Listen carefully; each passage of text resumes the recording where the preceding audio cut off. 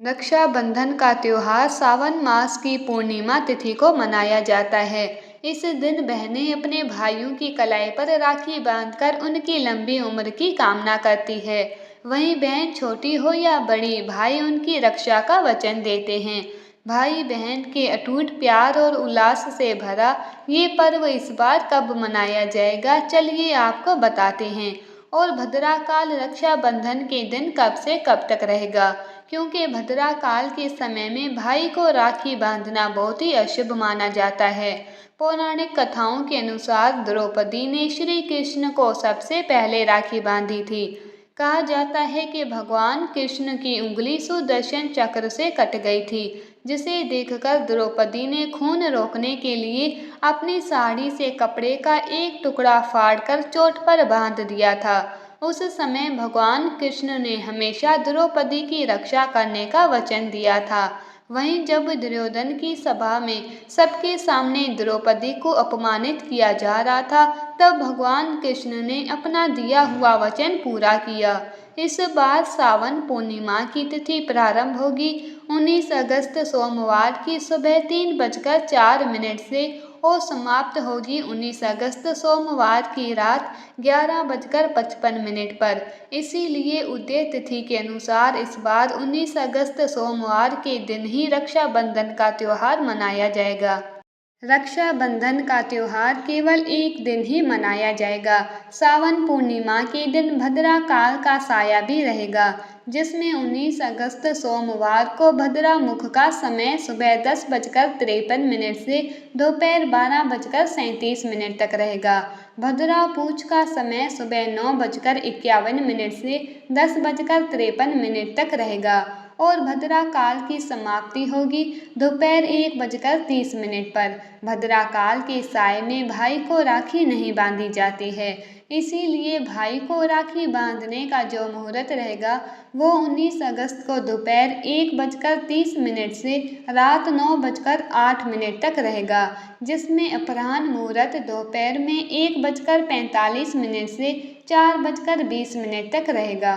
और प्रदोष काल का मुहूर्त, जो कि राखी बांधने के लिए बहुत शुभ माना जाता है, शाम 6:56 से रात 9:08 तक रहेगा। इन्हीं शुभ मुहूर्तों में आप अपने भाई को राखी बांधकर भाई के सुख समृद्धि और भाई की लंबी उम्र की कामना के लिए प्रार्थना कर सकते हैं।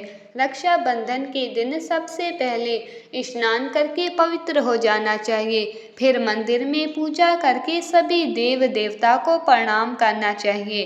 कुल देवी और देवताओं का आशीर्वाद भी जरूर लेना चाहिए। इसके बाद चांदी, पीतल या तांबे की थाली में रोली, अक्षत, राखी और पुष्प रखें। जल का एक लोटा भी रखें। भाई की पसंद की मिठाई जरूर रखें और सबसे पहली राखी आप भगवान श्री कृष्ण को, लड्डू गोपाल जी को या फिर जिन भी देव को आप अपना आराध्य मानते हैं उन्हें अर्पित करनी चाहिए। फिर भगवान से प्रार्थना करनी चाहिए कि वह आप और आपके भाई को सदा स्वस्थ और निरोगी रखें और प्रसन्न रखें। आपके भाई की दीर्घ आयु हो। ध्यान रखें कि क्योंकि इस बार पूर्णिमा तिथि के दिन शुरू से ही भद्रा लग रही है, ऐसे में कुछ लोगों का प्रश्न ये भी है कि हम मंदिर में लड्डू गोपाल जी को राखी किस समय अर्पित कर सकते हैं। तो देखिए, या तो आप सुबह 5:23 से पहले मंदिर में राखी अर्पित कर सकते हैं, नहीं तो आप जिस समय अपने भाई को राखी बांधें उससे पहले, राखी बांधने से पहले आप मंदिर में भगवान जी को राखी अर्पित कर सकते हैं। वैसे नियम यही है कि जब आप सुबह पूजा कर रहे होते हैं उस समय मंदिर में राखी चढ़ानी चाहिए। राखी बांधते समय भाई का मुंह पूर्व दिशा की ओर होना चाहिए। इससे पहले आपकी राखी को देवताओं का भी आशीर्वाद मिलता है। राखी बांधते समय अपने भाई के सिर पर रुमाल या कोई साफ वस्त्र रखना चाहिए और आपका खुद का सिर भी ढका होना चाहिए। बहनों को सबसे पहले भाई के माथे पर रोली का तिलक लगाना चाहिए।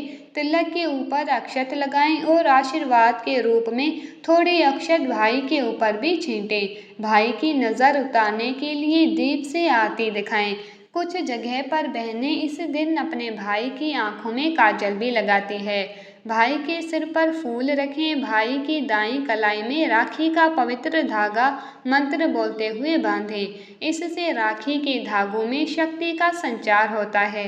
राखी बांधने के बाद भाई बहन एक दूसरे को मिठाई खिलाकर मुंह मीठा करें। अगर भाई बड़ा हो तो बहनें भाई के चरण स्पर्श करें और बहनें बड़ी हो तो भाइयों को बहनों के चरण छूकर आशीर्वाद लेना चाहिए। फिर भाई बदले में वस्त्र, आभूषण या दक्षिणा देकर बहन के सुखी जीवन की और उनकी रक्षा की कामना करें।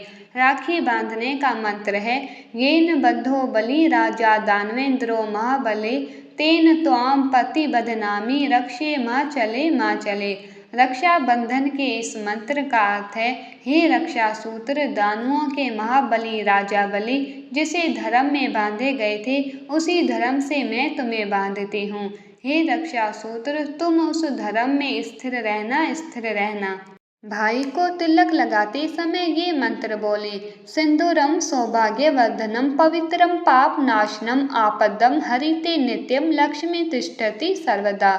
क्योंकि ऐसा भी नियम है कि जब तक बहनें अपने भाई की कलाई में राखी नहीं बांध लेती तब तक वह इस दिन भोजन ग्रहण नहीं करती। लेकिन किसी कारण से यदि आपको भोजन ग्रहण भी करना हो तो आप केवल सात्विक भोजन ही करें। ये थी आज की वीडियो। उम्मीद है जानकारी आपको पसंद आई होगी।